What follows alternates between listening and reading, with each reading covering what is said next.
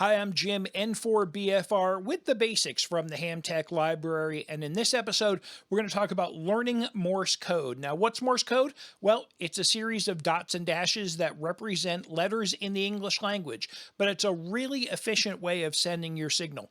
Morse code dates back to the earliest amateur radio days, and it was really the only way amateurs would communicate until more modes like sideband and then eventually digital modes came along as well. But Morse code is tried and true and very much alive in amateur radio. Now, why would you want to send Morse code? It's highly efficient. So you are going to go much farther. Let's say you're operating at 100 watts on your radio. By sending Morse code, you're going to send Morse code at a bandwidth of about 100 hertz. That's a very narrow bandwidth, so that power can go further with your signal. Whereas if you were operating on sideband, you're going to send that same 100 watts and spread it across 3 kilohertz of spectrum. Not as efficient, so the signal on sideband will generally not go as far as the Morse code signal. So it is certainly a highly efficient way to do this. That's why a lot of people who like to operate low power do Morse code, so you can send more and just as far in some cases with less power than you would if you used sideband. So some of the other things you want to think about in Morse code, there's not a requirement for amateur radio operators to do Morse code in these days. There's no license tied to it. However, if you want to operate internationally, let's say you want to travel down to Panama and operate on a Panamanian ship or something like that, there is an international amateur radio certificate called the IARP, and Class 1 operators, which are generally American general and extra class operators, do need to show or at least state that they are proficient in Morse code in order to receive that certificate. So proficient can be defined however you want to define it.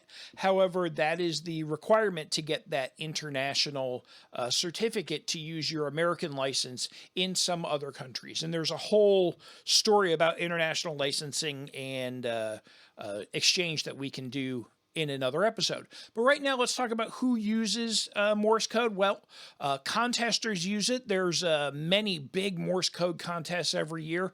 People who do parks on the air, because as I said, you can take a little gear and go really far. Summits on the air as well. That's SOTA. QRP, that's the low power folks. They like to say, when you care enough to send the very least, you use QRP, although lots of folks can crank up their amps to 1500 watts and use QRO as well. That's high power.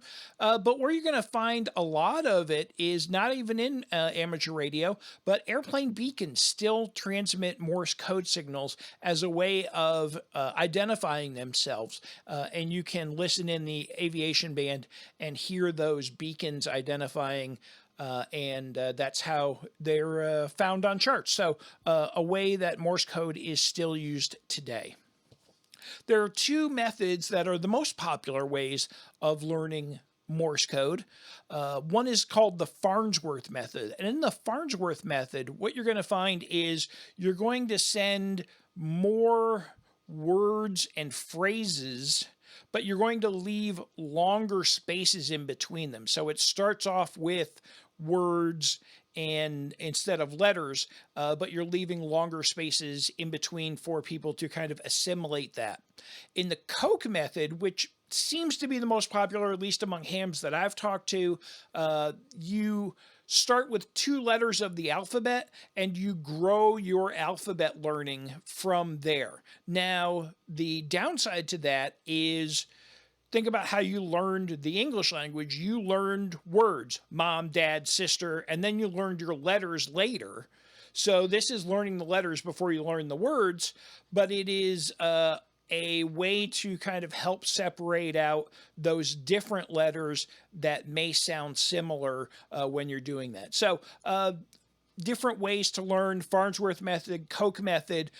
Certainly lots of resources online for either one if you want to do that. And speaking of that, where can you find different ways to learn Morse code. Well, lcwo.net, learncwonline.net, has a tool for teaching the Koch method, and you work through several classes on that website, and it slowly adds additional letters and speeds up as you go along. There are a lot of apps for iPhone, for Android phones that will do Morse code sounders or teach you Morse code through the classes. Several radios, including Elecraft radios and Yaesu radios, actually have code practice built in, and they'll send 3 or 4 or 5 letter code groups for you to learn. If you're more learning by translating, this is more along the lines of the Farnsworth method. You can listen in on the air online to ARRL code practice. You tune in the frequency, and they will send the same passage from an ARRL QST article at various speeds in Morse code, so you can practice your decoding there. Finally, there's a group called CW Ops that has guided classes that help you learn Morse code as you go along. The benefit to that is it's a much more structured program, and you're working with an instructor. The downside in it is, from what I hear, it frequently takes a while before you can get into a class, so you may want to start one of those other methods before you start with CW Ops.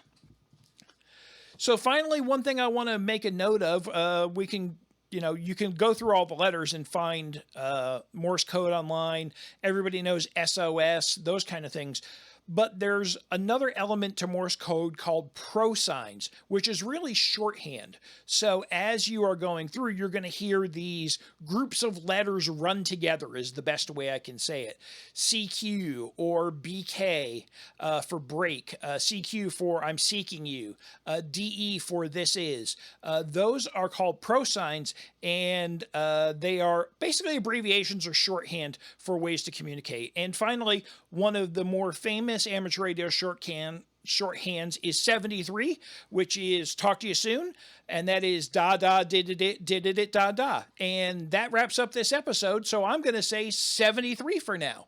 I hope that teaches you a little bit about learning Morse code. If you like this video, please share it with another ham and subscribe for more. 73 for now, and I hope to see you on the air, and maybe we'll do some Morse code together.